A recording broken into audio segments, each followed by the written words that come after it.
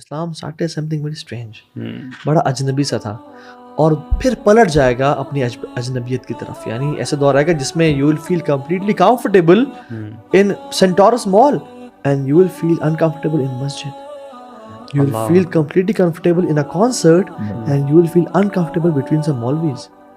جب وہ دور آئے گا نا, فَطُوبَى لِلْغُرَبَاء, glad tidings, خوشخبریاں مناؤ جو لوگ strangers ہیں, جن کو کہتے ہیں نا کہ یہ برقعے والی آ گئی ہیں, یہ نقاب والی آ گئی ہیں, یہ ٹخنے جنہوں نے پانچ اوپر کیے ہوئے یہ آ گئے, مولوی آ گئے, دیکھو یہ بیکورڈ آ گئے, اسٹون ایج کے لوگ آ گئے, فنڈامنٹلسٹ آ گئے, واللہ خوشخبریاں مناؤ. یار اسی لیے نا دیکھیں میرے خاص جب انسان کو پتہ ہونا کہ یار یہ میرا گول ہے جو ہم بات کر رہے ہیں, تو واللہ اللہ تعالیٰ نا پھر آسان بھی کر دیتے ہیں. آپ کے اندر نا وہ سکون, وہ اطمینان آ جاتا ہے, کانفیڈنس آ جاتا ہے, اور آپ بڑی سے بڑی پرابلم بھی آ رہی ہوتی ہے نا تو آپ مسکرا رہے ہوتے ہیں.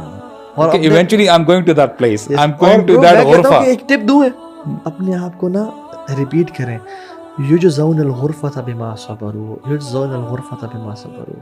آپ قرآن میں بار بار دیکھ لیں, یعنی ان کے صبر, یہ صرف وہ صبر نہیں ہے, یعنی صبر علی طاعت اللہ, یہ اللہ کی اطاعت سمجھ جانا بہت ضروری ہے کہ صبر کا یہ مطلب نہیں کہ آپ نے پیشنٹلی انڈیور کرنا. صبر is also on good deeds, کہ آپ کی اطاعت جو ہے وہ آپ کنسسٹنٹ رہنا. یعنی صبر تین چیزوں پہ ہے نا, ایک ہے گناہوں سے بچنے پہ صبر کرنا, صبر عن المعاصی, اور دوسرا الصبر علی طاعت اللہ, اللہ کی اطاعت پہ صبر, اور تیسرا ہے الصبر علی المصائب, مصائب مشکلات بلائیوں پہ صبر. ہم صرف وہ صبر سمجھتے ہیں. ہاں بالکل, یہ جو صبر ہے نا یہ گناہوں سے بچنے کا صبر ہے اور نیکیوں میں ڈٹنے کا صبر ہے. یہ وہ صبر کی بات ہو رہی ہے کہ اللہ نے کہا کہ ان کو یہ ریوارڈ ملے گا. کیوں؟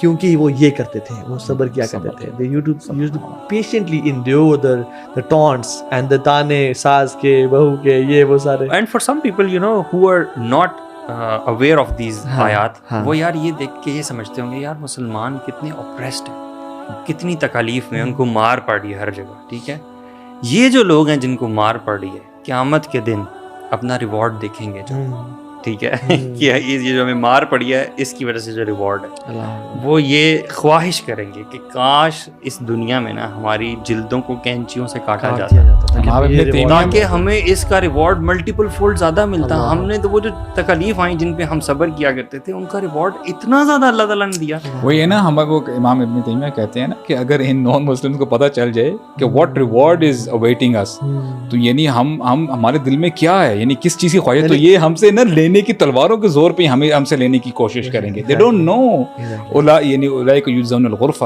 ان کو نہیں پتا کہ یہ دنیا سجن المؤمن و جنت الکافر. دنیا مومن کے لیے سجن ہے اور کافر کے لیے جنت ہے.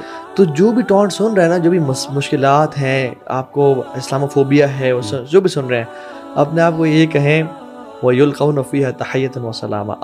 آپ کی واہ واہ ہوگی, پھر ایک دن آنے والا ہے, آپ کو پکارا جائے گا, آپ کو سلام سے اور پیس سے ویلکم کیا جائے گا, اور ایسا ہے جو ختم نہیں ہوگا, جو ختم نہیں ہوگا, ہمیشہ ہمیشہ رہے گا. کتنی خوبصورت بات ہے, حسن مستقر و مقام, ہمیشہ ہمیشہ جو ہے نا, خالدین فیہا, اب پھر کبھی نہیں ختم نہیں ہوگا.